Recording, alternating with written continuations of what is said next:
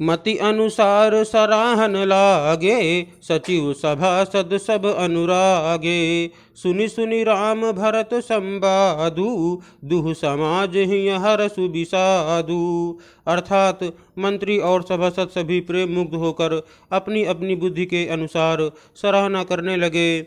श्री रामचंद्र जी और भरत जी का संवाद सुन सुनकर दोनों समाजों के हृदयों में हर्ष और विषाद, भरत जी के सेवा धर्म को देखकर हर्ष और राम वियोग की संभावना से विषाद दोनों हुए।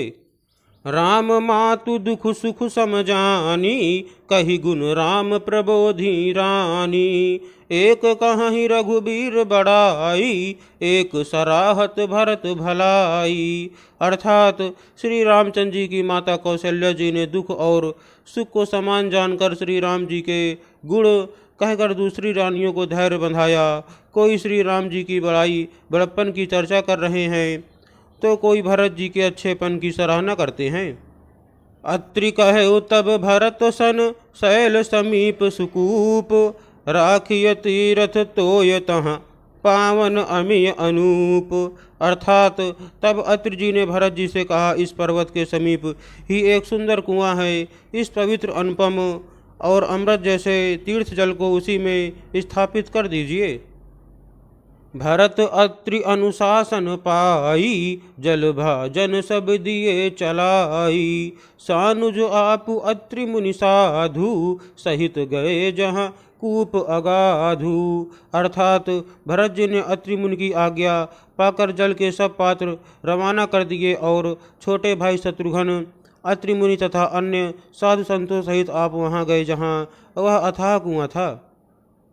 पावन पाथ पुण्य थल राखा, प्रमुदित प्रेम अत्रि अशुभासा। तात अनादि सिद्ध थल एहू, लोपेउ काल विदित नहीं केहू। अर्थात और उस पवित्र जल को उस पुण्य स्थल में रख दिया।